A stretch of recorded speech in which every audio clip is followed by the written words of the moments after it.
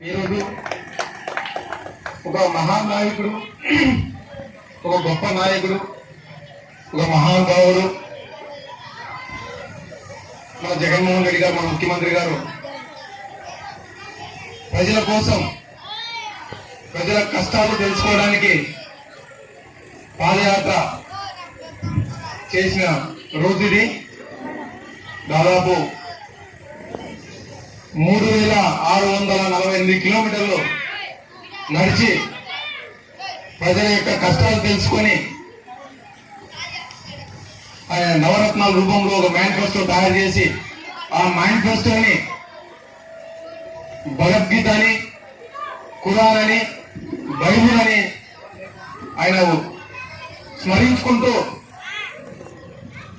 ప్రతి ఒక్క ప్రభుత్వ ఆఫీసుల్లో టేబుల్ పైన పెట్టేవి ఖచ్చితంగా ప్రతి ఒక్క అధికారి అయితేమి, ప్రతి ఒక్క వైఎస్ఆర్సీపీ కార్యకర్త అయితేమి దానిని చూసుకుంటూ ప్రజలకు చెప్పుకోగలగాలనే ఉద్దేశంతోనే మనకి ఎక్కడ చూసినా మేనిఫెస్టోని గోడలకు కానీ లేకపోతే ఇలా కాంప్లెక్స్ రూపంలో మనం ప్రజలకు వెళ్ళాలంటే మన నాయకుడు ఏం చెప్పాడు, ఇప్పుడు మనం ఏం చేస్తున్నామనే ఉద్దేశంతోనే కాంప్లెక్స్ రూపంలో తయారు చేసి మనం ఖచ్చితంగా ప్రజలకు అందజేయాలనే ఉద్దేశంతోనే ఈ గొప్ప కార్యక్రమం 10 రోజులు ఏర్పాటు చేయడం జరుగుతుంది. అదేవిధంగా వైఎస్ఆర్ ఫ్యామిలీ అంటే మనం వాళ్ళు ప్రజల్లోకి వచ్చి ఒక మాట చెప్పారంటే ఆ మాట కట్టుబడి ఉంటారని ప్రతి ఒక్క మన ఆంధ్రప్రదేశ్ కాదు భారతదేశంలోనే ఖచ్చితంగా వైఎస్ఆర్ ఫ్యామిలీ అంటే ఒక గుర్తుండిపోతారు. ఎందుకంటే మనకు వైఎస్ఆర్ రాజశేఖర రెడ్డి గారు ఉన్నప్పుడు ఆయన ఏదైతే ప్రారంభంలో చెప్పారో ఉచిత కరెంటు కానీ లేకపోతే ఆరోగ్యశ్రీ అయితేమి,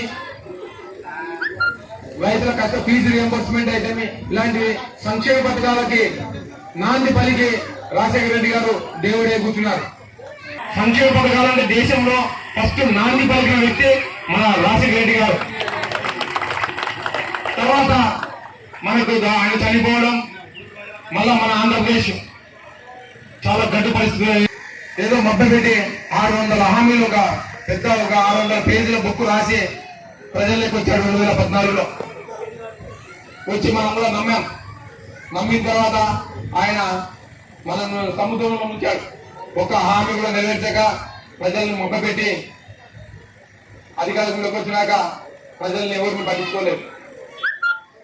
ఒక్క హామీ కూడా నెరవేర్చక 5 సంవత్సరాలు పరిపాలించి మళ్ళీ ఓట్లాడడానికి వచ్చాడు.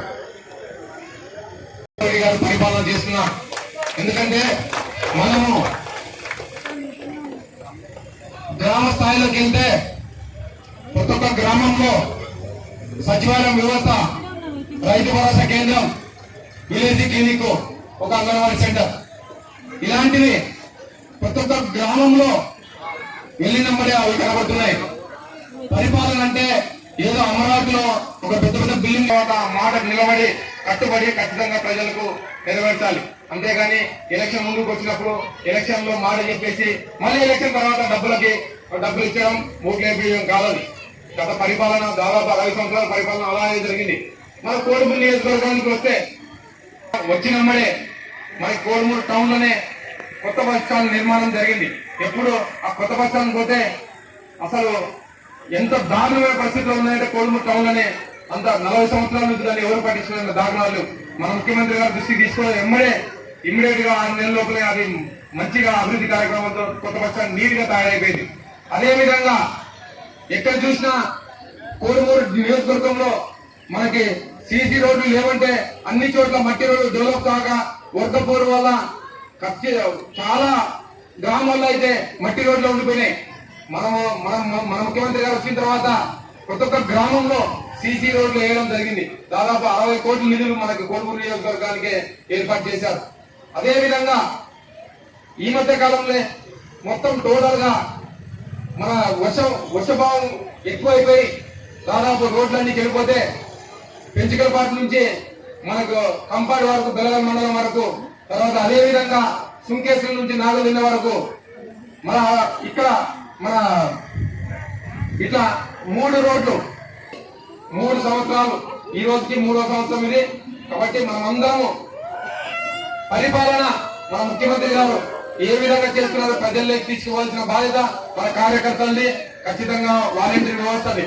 ఈ సచివాలయం వ్యవస్థ వచ్చిన తర్వాత నుంచి మన ప్రజల్లోకి అయితే ప్రతి ఒక్కరు మంచి ఆరోగ్యంతో వాళ్ళు వాలంటీర్లు ప్రతి ఒక్కరు